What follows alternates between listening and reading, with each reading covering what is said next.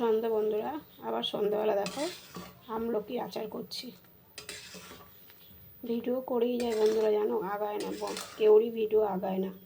এই জন্য ভিডিও টিডিও ছাড়তে, রান্নার ভিডিও ছাড়তে এখন অত ভালো লাগে না।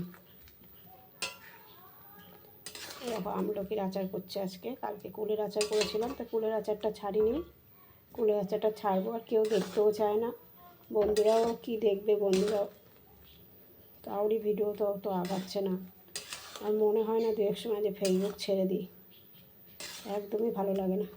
তো এই যে বন্ধুরা, আমলকির আচারটা তোমাদের প্রথম থেকে দেখাতে পারলাম না। আগে আমলকিটা একটু ভাপিয়ে নিয়েছি, ভাপিয়ে নিয়ে আমি আর কোনো সম্বাদ দিইনি, কেন পাঁচফোড়ন সম্বাদ দিয়ে তেলে এই আচারটা করলে না দেখি আচারটা ভালো থাকে না, নষ্ট হয়ে যায়।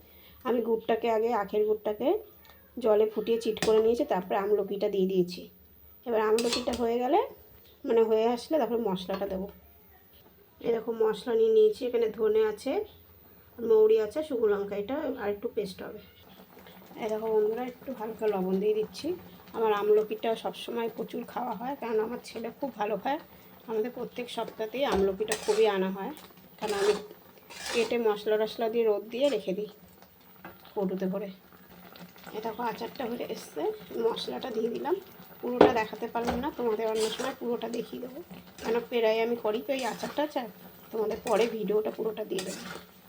তাই এটা বন্ধুরা সব থেকে এই আচারটা বেশি ভালো লাগছে, মুখে খুব স্বাদ চলে আসবে, এত ভালো লাগে আচারটা খেতে। আমার আচারটা হয়ে গেছে, এটা একটা নতুন ধরনের কিন্তু আচারটা করলাম আজকে। এই দেখো বন্ধুরা, কমপ্লিট হয়ে গেছে, এটা টেনে যাবে, পুরো টেনে গেলে একদম শুকনো শুকনো হয়ে যাবে। আর খুব সুন্দর হয়েছে খেতে, অসাধারণ লাগলো। তো তোমরা অবশ্যই এরকম করে খেয়ে দেবে, মুখে স্বাদও চলে আসবে। আমার ছেলে তো এইসব খুবই ভালো খায়। কেমন লাগলো অবশ্যই কমেন্ট বক্সে জানাবে বন্ধুরা। আজকে এইটাই সন্ধ্যাবেলা ছেড়ে দেবো।